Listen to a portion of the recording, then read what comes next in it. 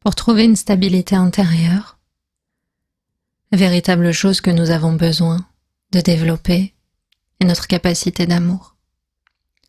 La capacité d'amour, ça n'est pas une injonction à aimer quelque chose de punitif, quelque chose de lourd. Développer sa capacité d'amour, en réalité, c'est reconnaître ce que nous sommes véritablement. Et depuis toujours. Et on le voit, en fait, on n'aspire pas à autre chose que l'amour dans notre réalité, dans tout ce qu'on fait, dans tout ce qu'on dit, dans tout ce qu'on pense. Il y a toujours une sorte de spéculation pour se dire, ok, est-ce qu'il y aura de l'amour au bout de tout ça? Est-ce que je pourrais obtenir un peu plus d'amour à travers cette expérience? Bienvenue dans l'élan du cœur, le podcast spirituel qui a les pieds sur terre et la tête dans les étoiles. À chaque épisode, je t'aide à trouver le chemin d'une vie alignée et d'une spiritualité épanouie. Une voie très directe pour développer notre capacité d'amour, c'est d'utiliser l'incorruptibilité du cœur. On peut prendre par exemple l'image d'une pépite d'or, comme si on avait un petit pendentif avec une pépite d'or au bout, devant notre cœur, qui le protégerait de toute corruptibilité. Et un cœur incorruptible, ça n'est pas un cœur qui se protège des autres, qui se protège du monde. En réalité, ce dont nous avons réellement besoin de nous protéger, si véritablement il y a un danger, c'est de nos propres états d'esprit destructeurs. Un cœur incorruptible, en réalité, c'est un cœur qui ne dévie pas face à l'illusion créée par l'avidité, la colère, la peur, l'ignorance. Tous ces états d'esprit qui en réalité nous détournent de nous-mêmes parce qu'ils nous font croire à une plus grande dualité entre nous et les autres.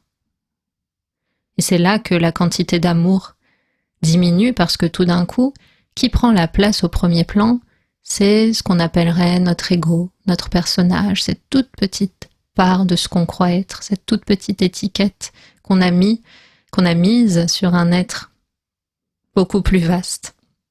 Sur un être spirituel d'une énorme sagesse, on l'a mis dans une toute petite boîte avec un prénom, une date de naissance, et on lui a dit « tu dois défendre ce territoire ». Et de se mettre dans cette posture de défense, c'est ce qui nous coupe du monde, et c'est donc ce qui nous coupe de l'amour. Parce que les autres, en réalité, ce qu'on croit être les autres, sont des émanations, des perceptions, des personnifications dans notre monde direct, pour nous permettre de nous exercer à l'amour. Car dans un monde où nous sommes présents pour évoluer spirituellement, comment pourrait-on le faire sans l'aide de quelqu'un qui a besoin d'aide, de quelqu'un qui a besoin de notre écoute, de notre générosité, de notre empathie, de notre dévouement. Les autres sont en réalité nos guides spirituels, c'est à travers eux, à travers nos interactions avec eux, à travers ce que nous développons dans notre lien mental, physique, verbal avec eux, que nous pouvons croître. Et parfois, ça passe par des frictions. Il y a certaines relations qui sont là pour mettre en évidence des mécanismes, des parts de nous que nous avons du mal à aimer, des schémas relationnels qui en réalité sont là pour nous montrer une émotion qui n'a pas été évacuée, qui n'a pas été vue. Certaines émotions qui reviennent à travers les schémas sont en fait présentes parce qu'elles n'ont pas eu la place d'exister à un moment donné. On peut prendre par exemple l'exemple de l'anxiété. C'est une émotion qui, lorsqu'elle apparaît, nous avons tendance à la repousser, à l'éviter. On respire profondément pour à tout prix la faire disparaître, pour à tout prix se détendre. On va se ruer sur une méditation, sur une pratique, parce que c'est comme si on disait à cette part de nous qui essaye de dialoguer, tu n'as pas le droit d'exister, tais-toi. Et du coup, ça peut se taire, on peut méditer et faire taire, mais en fait, on n'a pas écouté. Donc le lendemain, le surlendemain, ça va revenir. Alors que cette angoisse, cette anxiété, elle est là parce que la conscience, l'intelligence infinie que nous sommes, essaye de mettre en lumière, essaye de nous montrer très clairement qu'il y a un nouveau potentiel d'amour qui demande à s'épanouir, à s'ouvrir, à se développer, et que pour ça, on doit lâcher.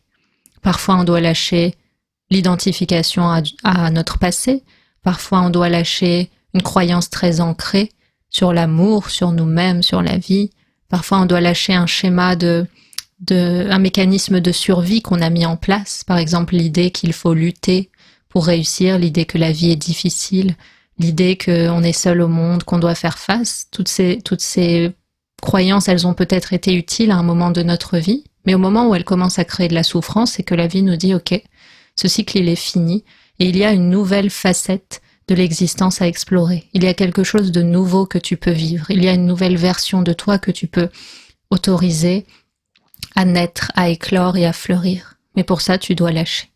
Pour ça, tu dois lâcher ce que tu crois être. Pour ça, tu dois lâcher le combat.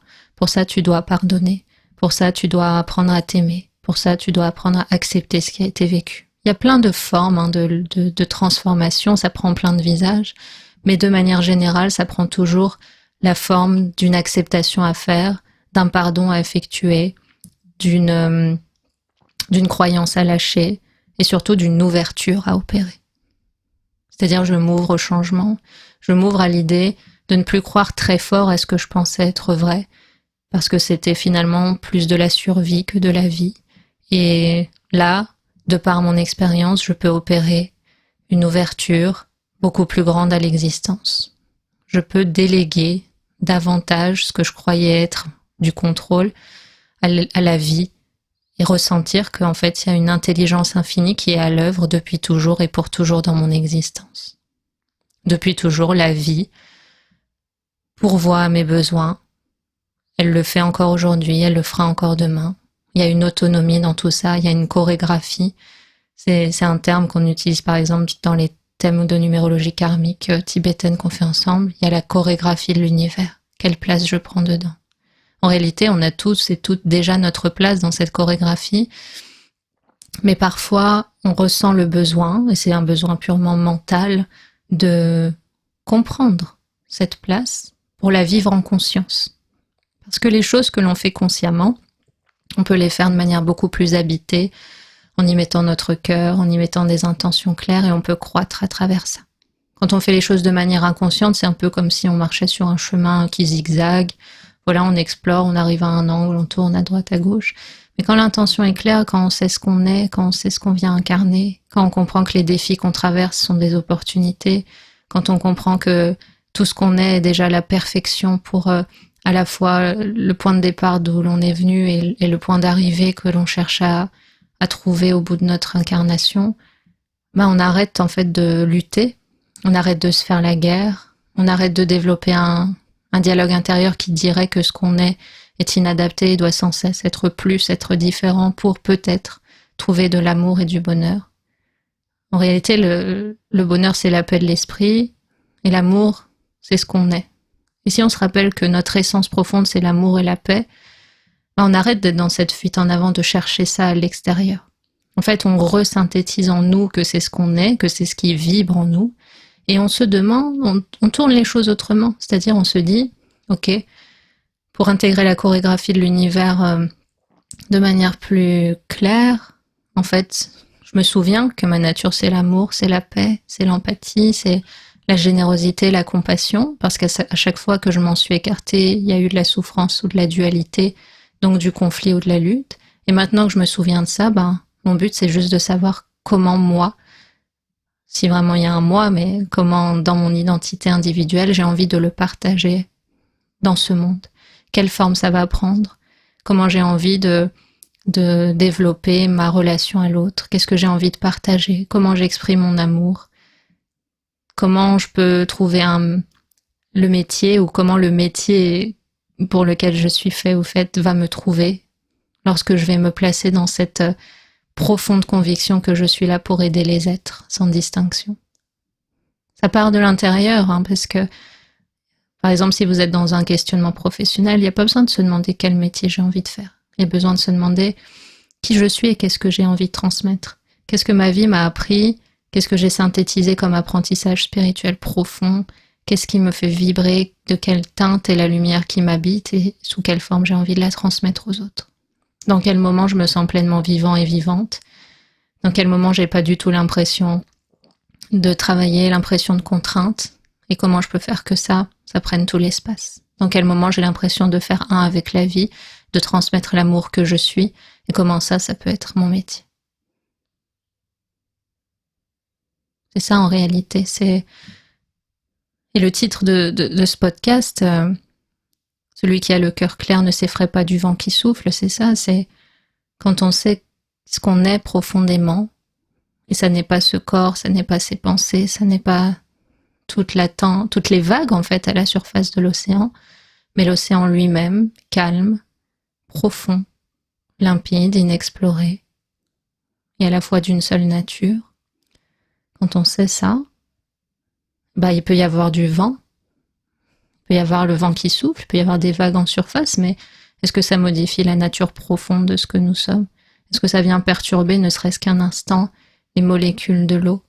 Est-ce que ça vient un instant remettre en question ce qu'on est? Non, dans le fond, il suffit de passer ne serait-ce que la surface des choses, les apparences qui nous apparaissent. Tout d'un coup, c'est de nouveau calme. La peine ne nous quitte jamais. La peur, elle est là quand s'effrayer du vent qui souffle, c'est avoir peur à la moindre variation. Variation du corps, qu'est-ce qui se passe? Est-ce qu'il y a maladie? Variation des émotions. Pourquoi je ressens ci, pourquoi je ressens ça? C'est interdit. Variation des phénomènes extérieurs. Pourquoi il y a tel changement de situation alors que je voulais que tout soit figé, même si la vie est impermanente et en changement perpétuel, y compris jusqu'au fond de mes cellules? C'est quand on veut résister en fait à la nature primordiale de l'existence qui est une expansion permanente, une transformation permanente, une mort et une vie imbriquées en elles-mêmes, nos cellules qui meurent à chaque instant et qui renaissent. Tout qui change tout le temps et nous qui voudrions tenir les choses pour qu'elles restent permanentes. Un état émotionnel, un corps avec telle et telle sensation, des relations de telle ou telle nature. Tout ça, ça peut pas être tenu, ça peut pas être prolongé. La seule chose qui est permanente, c'est la conscience globale qui sous-tend tout ça. L'intelligence infinie qui fait que la vie se déploie et dont nous ne sommes pas séparés. Nous sommes un avec cette intelligence. C'est nous. Et actuellement, c'est ça qui a lieu, c'est passer du jeu au nous. Passer de moi et l'autre à nous. Nous en tant que groupe. Et puis de nous à un silence. Parce que finalement, quand il y a nous, il y a une interconnexion permanente et on a juste envie de la vivre, de la sentir, pas de la commenter. Et tout d'un coup, il n'y a plus le mental. Et la dualité, elle naît de quoi? Elle naît du mental. À partir du moment où on nomme les choses, eh bien, on les place dans un potentiel qui le coupe des autres potentiels. Donc avoir le cœur clair aussi, c'est aussi penser le moins de choses possible sur soi-même. Je ne suis ni ceci ni cela. Je suis nouveau, nouvelle à chaque instant. Ce que j'ai vécu ne me définit pas. Ce que je ressens n'est qu'un mouvement à la surface. Mes questionnements sont tout à fait normaux, ils sont des portes qui s'entr'ouvrent vers de nouveaux potentiels, vers de nouvelles versions de moi qui se préparent à naître, vers une nouvelle approche de l'existence plus saine, plus aimante, plus ouverte.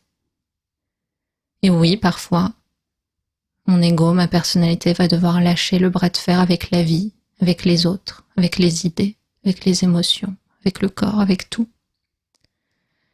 C'est quitter la lutte et la résistance et rentrer dans le courant de la vie. Nager dans le même sens. Ne plus nager à contre-courant. Ne plus croire à un contrôle illusoire. Ne plus se croire séparé de la vie. Il y a ma volonté et celle de la vie d'un côté. Quand on se rend compte qu'on fait un, il y a une simplicité naturelle qui est de l'ordre de l'être. Il n'y a rien à faire pour être, il n'y a rien à faire pour avoir le cœur clair.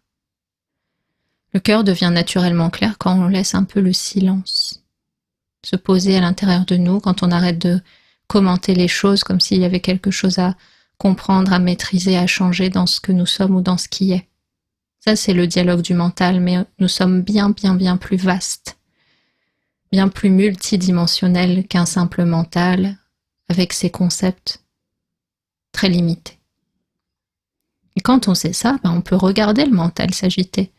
On peut le regarder commenter, on peut le regarder être totalement déconcerté quand on adopte un nouveau paradigme, mais il suivra le mouvement.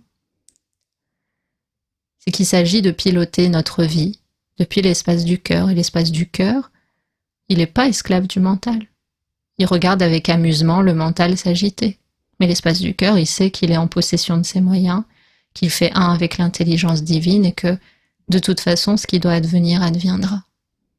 Que de toute façon, tout est pris en charge à chaque instant. Et qu'il y a une perfection intrinsèque à cette grande chorégraphie de l'univers qui se déploie. Et qu'on n'a rien à en penser, qu'il n'y a rien à redire dans ce que nous sommes. Il s'agit de se mouvoir comme une fleur. La fleur ne se demande pas si sa couleur devrait être autrement, si elle aurait dû pousser plus à l'ouest qu'à l'est, si elle va gêner l'arbre qui est tout près, si son parfum est adapté ou pas. En fait, elle offre son parfum et elle sait que dans le moment où elle fleurit est incluse la mort aussi. Elle sait qu'elle finira par faner. Mais dans le temps où elle est, elle s'offre totalement. Elle offre totalement tout ce qu'elle est, sans rentrer en conflit avec son environnement, sans rentrer en conflit avec ce qu'elle pense qu'elle pourrait être, parce qu'elle ne pense rien d'elle-même. Et le cœur clair, c'est cette liberté de ne rien penser de spécifique sur nous-mêmes, juste de se laisser être. Et de renaître à chaque instant à travers le potentiel qui nous appelle à l'intérieur, à travers cette pulsion de vie, cette pulsion créative, cette union avec le divin qui nous appelle sans cesse.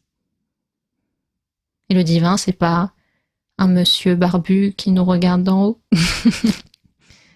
Le divin, c'est l'intelligence infinie remplie d'amour qui régit naturellement ce monde dont nous ne sommes pas séparés.